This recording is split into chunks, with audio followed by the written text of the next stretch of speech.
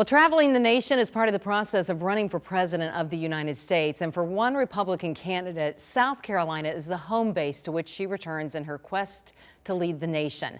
Focused on February 24th of next year, when voters will go to the polls for the 2024 South Carolina Republican presidential primary, is former South Carolina Governor Nikki Haley, more recently the former ambassador to the United Nations.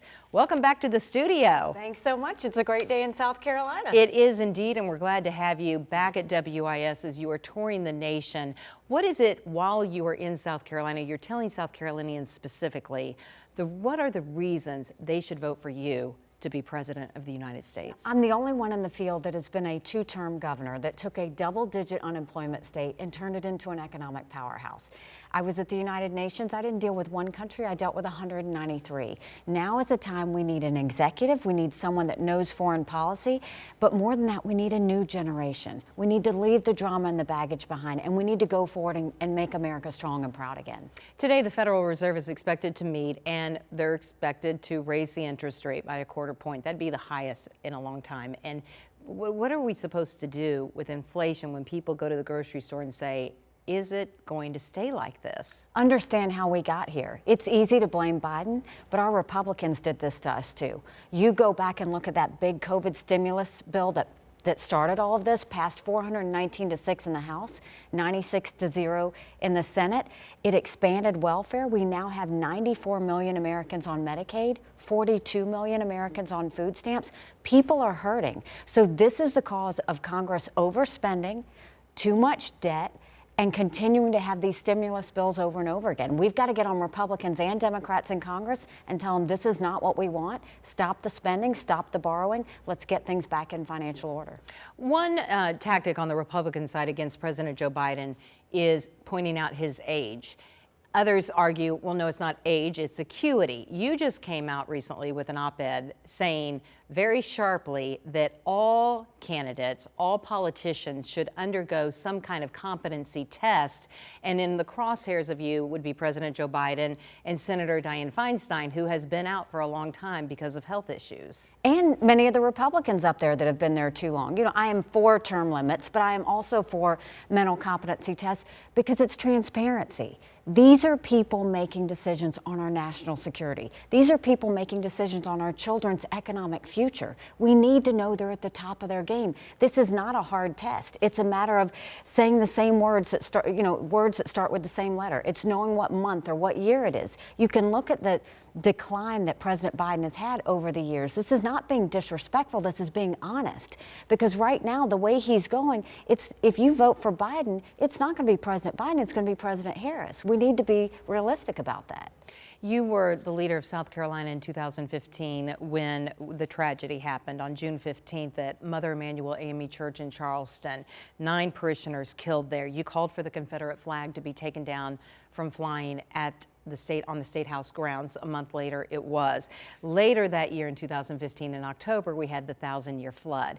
You were credited in both of those situations of unifying between race and South Carolinians in general and leading the state through that. How would you take the lessons of leadership learned during those times and apply them to being president in unifying what has become a divisive society? First, you remember the fact that transparency is everything. Tell everybody what you know, and then bring out the best in people in the way going forward. This is not a time to judge people or to hate people. It's a time to bring out the best of them and realize what our national purpose is. We have to start loving America again. We need our kids to love America. Instead, they're saying it's rotten and racist. It's not. I was elected, South Carolina elected me the first female minority governor in history. We're not racist, we're blessed. Let's talk about the things that bring us together, not the things that divide us. And then let's move forward and make America strong and proud again. You've been in political office since taking office as a South Carolina state representative since 2005. One of your opponents and some others say using it as a negative connotation that you're a career politician. How do you answer that? Look at the results. I mean, you look at state of South Carolina, we took 35,000 people off of welfare and we put them to work. We started putting equipment behind the fence in our prisons, and South Carolina now has the lowest recidivism rate in the country. We put jobs in every single county. We were known as the beast of the Southeast. We paid down our debt. We lowered taxes and we took care of our veterans. Everything I've done, I've got results to show for it. It's not what I say, it's what I do. You look at the UN, we took the kick me sign off of our backs and we were respected again. I want to produce results for the people in America. I want them to know that government works for them, not the other way around. And we'll do that. I did it in the state, I did it at the UN, I'll do it as their president.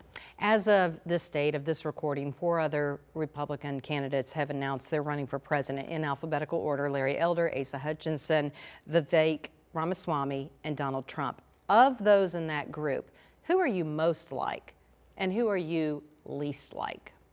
I don't know them very much. You know, I obviously know President Trump because I worked with him and we had a great working relationship. So from the policies, you know, many of the policies he passed as president I agree with and we're good. But, you know, none of them ever had the executive experience of being a governor and the foreign policy experience at the same time. I think my experience and the results speak for themselves. I'm out there trying to fight for every person.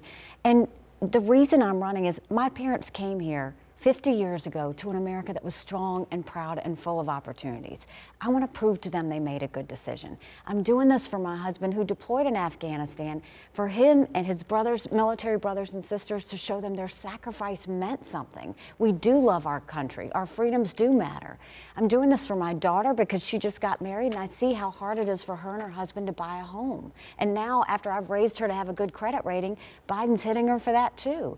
I'm doing this for my son because he's a junior in college and I see him writing papers of things he doesn't believe in just to get an A. That's not us. For the first time in history, 78% of Americans don't think their children will have as good of a life as they did. I'm not okay with that. That's why I'm determined to make a difference in this. We mentioned Donald Trump.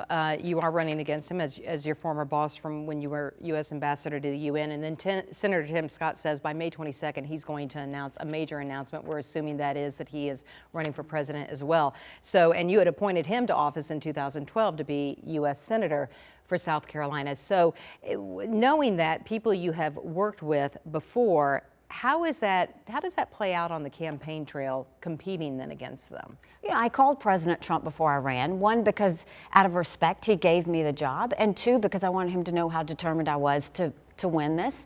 And I told him it was time for a new generation, that we had to put the drama behind us. And, you know, so he knows who I am. He knows if you kick, I kick back harder. And he knows why I'm doing this. You know, in terms of Senator Scott, welcome to the race. You know, anybody can run if they want to. At the end of the day, it's about your record. It's about earning the support of the American people and proving to them that you're the best person for the job, and I plan on doing that. Why did you decide to run when earlier you had said to him, when you were sitting there with him at the White House, that you would support him if he ran again? I did support him in 2020 at that time, so I followed through on that. The reason that I decided to run after that is, at that time, we didn't have the debacle in Afghanistan. We didn't have our economic situation the way it is. We didn't have our education problems that we have now. We didn't lose the midterms. So at that point, it was, I'm not going to wait for somebody else to fix it. We need to get this done for the sake of our children. We've got to show them a country that they can be proud of. Let's do some rapid fire questions and answers, okay? I'm going to throw out the topic. You give me a quick answer. How would you, if you were president, handle the following? The national debt. Stop the spending, stop the borrowing, and I'll veto any spending bill that doesn't take us back to pre-COVID levels. Taxes.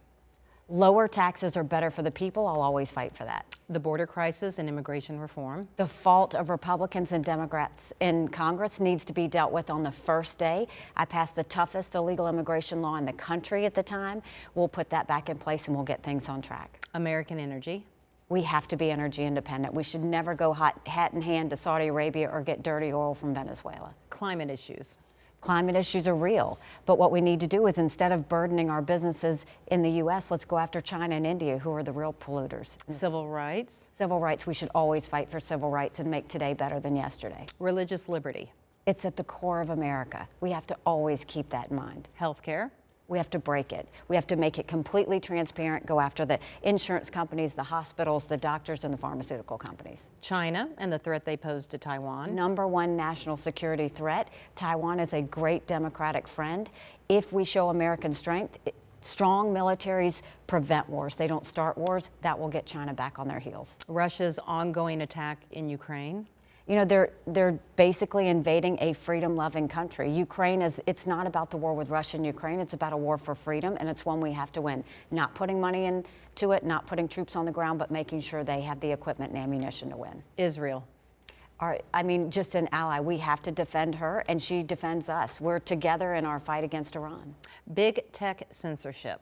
It's time for us to go back and stop that. We need transparency. Transparency of their algorithms. We need to make sure they verify every person that uses them so that we get the Russian, Chinese, and Iranian bots out of there and make sure that people become more civil again. You touched on it lightly earlier, term limits for members of Congress. Absolutely. I've fought for it my entire career. And then the final question, which may be the toughest, the University of South Carolina Gamecocks or Clemson Tigers? Clemson Tigers through and through. I'm a diehard Clemson Tiger. You are indeed. We knew you would be. Governor Nikki Haley, thank you so much for being with us. Appreciate it. Thank you.